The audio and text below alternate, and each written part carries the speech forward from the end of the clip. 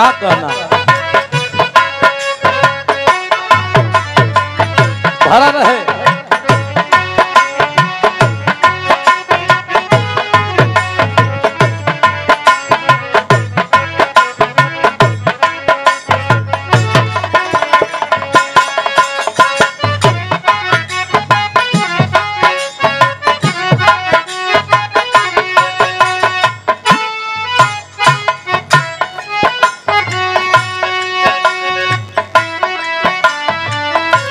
प्यार का व्याख्या, ये उम्र इतना कातिल है मुस्कान चंचल जी। यही उम्र में प्यार होला, यही उम्र में धोखा भी मिलेला। सैयारा मूवी देखत थे ना, सैयारा मूवी में कितना कुल लोट जाता हूँ, रोवत हूँ हम। कैला हमारा उम्र का भैया लोग बैठल होवन। प्यार जीवन में एक बार होला, मात्र एक बार। बार बार तो वाकई में हवस होला हुआ, एक बार प्यार।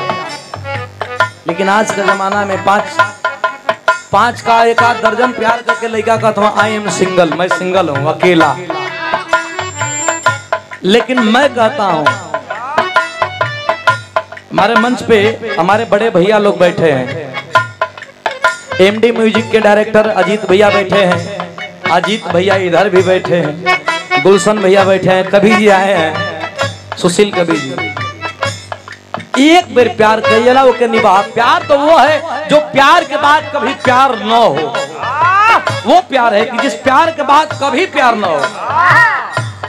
का कहत बलैका,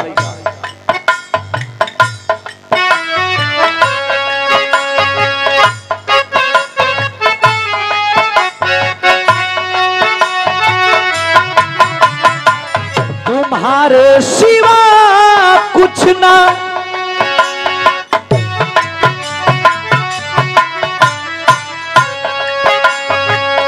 तुम्हारे सिवा कुछ ना चाहत करेंगे।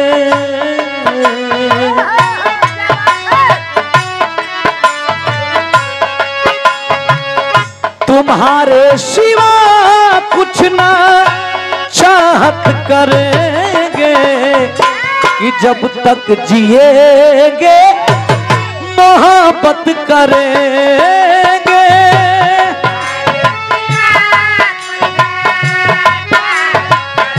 करेंगे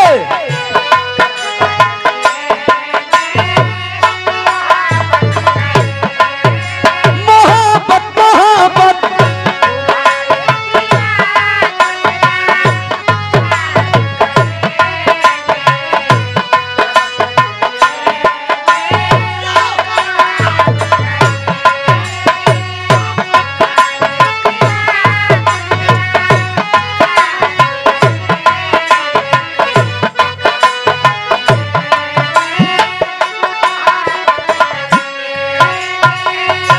लेकिन हम तो कहत बानी